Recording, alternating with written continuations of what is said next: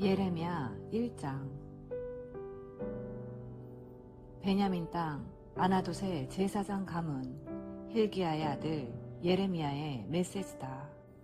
아모스의 아들 요시야가 유다를 다스린 지 13년째 되던 해에 하나님의 메시지가 그에게 임했다.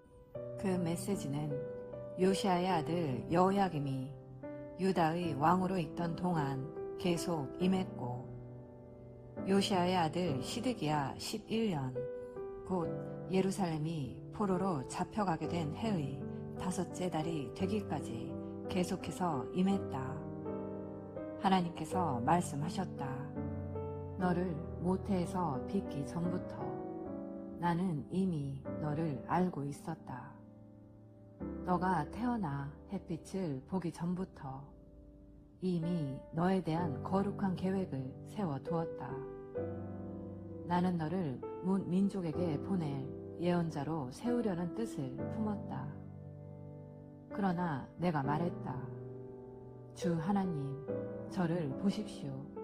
저는 아직 아무것도 모르는 어린아이에 불과합니다. 하나님께서 내게 말씀하셨다.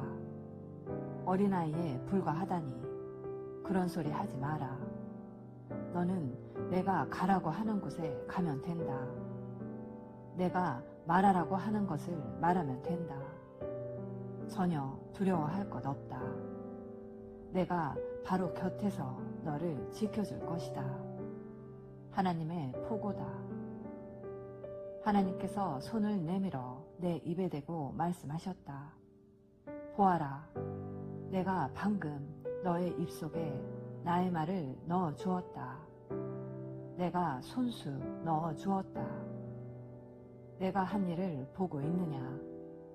나는 너가 문민족과 통치자들에게 가서 해야 할 일을 주었다. 오늘은 너에게 기념비적인 날이다. 너가 해야 할 일은 뽑아 허물어뜨리고 찢고 부서뜨리고 그러고 나서 다시 시작하는 것이다. 다시 세우고 심는 일이다. 하나님의 메시지가 내게 임했다. 예레미야야, 지금 무엇이 보이느냐? 내가 말했다. 지팡이가 하나 보입니다. 그것이 전부입니다. 그러자 하나님께서 말씀하셨다. 잘 보았다. 내가 너의 지팡이가 되어줄 것이다. 내가 너에게 주는 말들이 다 이루어지게 할 것이다. 하나님의 메시지가 다시 임했다. 이제 무엇이 보이느냐? 내가 말했다. 끓는 솥이 하나 보이는데 이쪽으로 기울어져 곧 쏟아질 것 같습니다. 그러자 하나님께서 말씀하셨다. 북방에서 재앙이 쏟아져 이 땅에 사는 모든 백성에게 들이닥칠 것이다. 잘 지켜보아라. 이제 내가 북방에서 왕들을 모두 불러낼 것이다. 하나님의 포고다.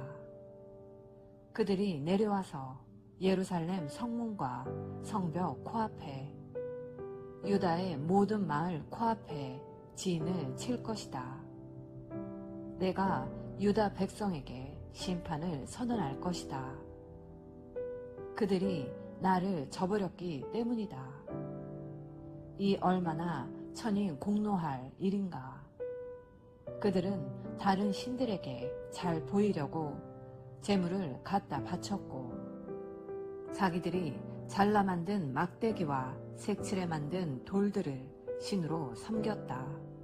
그러나 너는 옷을 챙겨 입고 일어나 일을 시작하여라. 일어나서 너가 해야 할 말을 하여라. 내가 전하라는 말을 그대로 전하여라. 인정사정 봐주지 말고 주먹을 날려라. 그렇지 않으면 내가 너를 경기장 바깥으로 빼버릴 것이다. 내가 너를 무장시킬 테니 너는 주의하여 서 있어라. 내가 너를 난공불락의 성으로 꿈쩍도 않는 강철 기둥으로 견고한 철벽으로 만들어 세울 것이다. 너는 이 시대의 문화와 유다의 왕과 제후들과 제사장과 지역 고관들에게 맞서는 1인 방어 요새다. 그들이 덤벼 들겠으나 너에게 흠집 하나 내지 못할 것이다. 내가 너를 철두철미하게 엄호해 줄 것이다. 하나님의 포고다. 아멘. 할렐루야. 오늘부터 예레미야서를 함께 묵상하겠습니다. 거의 모든 선지자들도 그랬지만 눈물의 선지자 예레미야는 하나님께서 주신 메시지로 인하여 혹독한 시련을 겪은 선지자입니다. 그는 유다 말기 복잡한 국제 정세 속에서 유다가 신흥 강대국 바빌론에게 망할 것을 예언했고 바빌론에게 순순히 항복하고 포로로 끌려가라고 전하기도 했습니다. 당연히 이런 메시지는 왕과 정치 지도자들 그리고 모든 백성에게 환영을 받을 수 없었고 그를 핍박하는 결과를 초래하였습니다. 그래서 선지자 자신은 심한 갈등과 고통 속에서 하나님께 마음을 토로하기도 하지만 끝까지 인내하며 그 말씀을 전했고 결국 예루살렘은 그의 예언대로 바빌론에게 함락되었고 예루살렘 거민들은 포로로 바빌론에 끌려갔습니다. 그리고 예레미야 자신은 그 땅에 남겨진 강팍한 백성들에 의해 강제로 이집트로 끌려가 거기서 죽었습니다. 하나님께서는 예레미야가 태어나기도 전에 이미 그를 알고 구별하여 열방의 선지자로 세우셨다고 말씀하십니다. 그리고 하나님은 예레미야를 만국 위에 세우셔서 뽑고 파괴하고 파멸하고 넘어뜨리고 건설하고 심게 하시겠다고 하십니다.